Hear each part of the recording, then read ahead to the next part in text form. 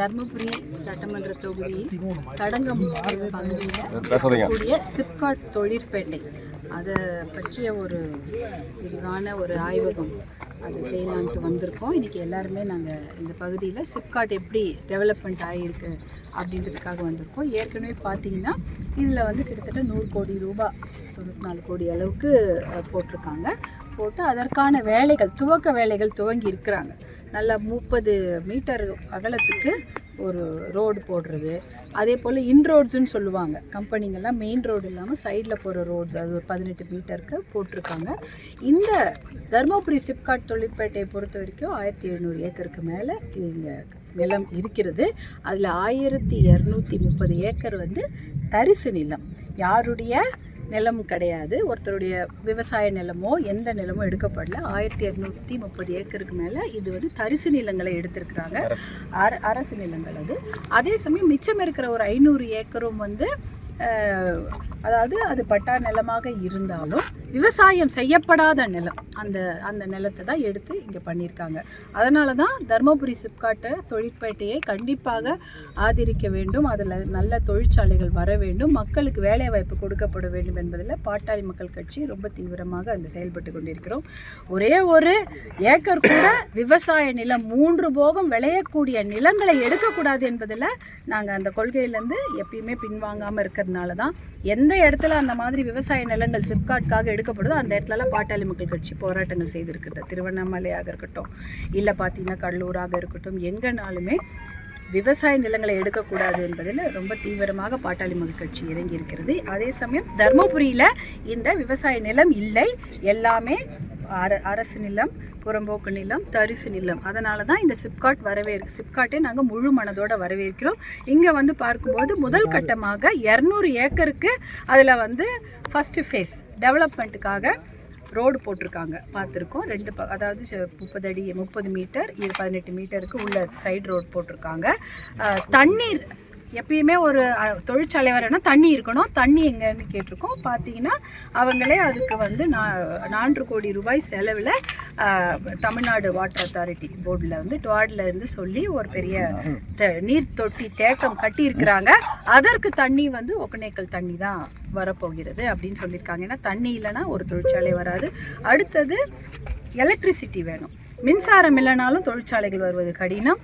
அதுக்காகவும் இவங்க ஒரு கிட்டத்தட்ட 17 ஏக்கர் வந்து இலவசமாக மின்சார வாரியத்துக்கு நிலத்தை ஒதுக்கியிருக்கிறாங்க. அது ஃபேஸ் 2ல் அந்த நிலம் இருக்கிறது, நிலத்தை ஒதுக்கியிருக்கிறாங்க. அங்கே வந்து அவங்க ஒரு சப்ஸ்டேஷன் கட்டிட்டாங்கன்னா இங்கே தங்கு தடை இல்லாத ஒரு மின்சாரம் வழங்கப்பட்டுவிடும். இதுதான் முக்கியமான விஷயம்.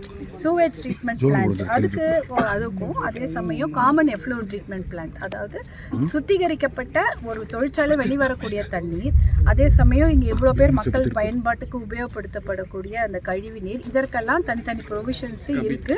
அது வந்து ஒரு ஃபேக்டரி வரும்போது அதுக்கேற்ற மாதிரி செய்து கொடுப்போம்னு சொல்றாங்க சிப்காட் இங்க நிறுவனத்தை சேர்ந்த அதிகாரிகள். அதே சமயம் பார்த்தீங்கன்னா ஒரு தொழிற்சாலையும் பொல்யூஷன் கண்ட்ரோல் போர்டில் இருந்து தான் அவங்க பர்மிஷன் வாங்கிட்டு வரணும். இதெல்லாம் இல்லைன்னா அது கிடையாது. நீங்கள் வந்து சிவேஜ் ட்ரீட்மெண்ட் பிளான் இருக்கணும், காமன் எஃப்ளூயன்ட் ட்ரீட்மெண்ட் பிளான், அதாவது வெளியே வரக்கூடிய தண்ணியை சுத்திகரம் பண்ணி தான் வெளியில் வரணும். அதற்காக சைட்லேயும் அவங்க கால்வாய் வெட்டியிருக்கிறாங்க, ஒரு ரோடுக்கு சைடில் கால்வாய் வெட்டியிருக்கிறாங்க. இது நல்லா, இந்த விஷயங்கள் நல்லா இருக்குது. ஆனால் இருந்தாலும் இதில் முக்கியமாக தொழிற்சாலைகள் வருவதற்கு யோசிக்கக்கூடிய ஒரே விஷயம் என்னன்னு பார்த்தீங்கன்னா, தருமபுரி மாவட்டத்திற்கே உரித்தான நம்மளுடைய நிலப்பரப்பு. நம்ம தருமபுரி மாவட்டத்தோட நிலப்பரப்பு வந்து சமமான நிலப்பரப்பே கிடையாது. திடீர்னு ஒரு இடத்துல ஏறும் இறங்கும், மலை மாதிரி இருக்கும் அப்போ பார்த்தீங்கன்னாலே தெரியும், நம்ம மலைப்பாங்கான இடத்துல நடுவில் வர மாதிரி தான் ரோடே இருக்கிறது.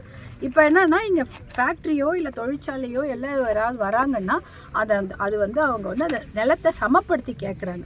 நிலத்தை சமப்படுத்தணும்னா அதுக்கும் நிறைய செலவாகும். ஏற்கனவே இது எந்த பிளாட் அலாட் பண்ணுறாங்களோ அந்த பிளாட்டுக்கான பணம் வந்து அதிகமாக முதலீடு தேவைப்படுகிறதுன்றதுனால இது எப்படி தொழிற்சாலை செய்யக்கூடிய முதலாளிகள் வருவாங்கன்றது கொஞ்சம் மிகப்பெரிய கேள்விக்குறியாக இருக்குது. என்ன நம்ம கோரிக்கை வைக்கலாம்னா, கண்டிப்பாக இந்த இடத்த செய்யும் பொழுது அந்த மண்ணை லெவல் பண்ணி கொஞ்சம் ஹைட் ஏற்றி கொடுத்தாங்கன்னா ஓரளவுக்கு சமமாக இருந்தால் தான் தொழிற்சாலைகளை கொண்டு வர முடியும். இல்லைன்னா அவங்க இடத்த வாங்கினாலும் 3 வருஷத்துக்குள்ளே அதை ஆரம்பிக்கலைன்னா அது திருப்பி கவர்மெண்ட்டுக்கு போயிடும், இல்லைனா அவங்களுக்கு ஃபைன் வரும். 3 வருஷத்துக்கு சும்மா ரியல் எஸ்டேட் மாதிரி போட முடியாது. அதனால் அந்த தொழிற்சாலைகளை அவங்க டெவலப் பண்ணணுன்னா கண்டிப்பாக அது மண்ணை கொஞ்சம் போட்டு இன்னும் கொஞ்சம் உயர ஏற்றி கொடுக்கணும்.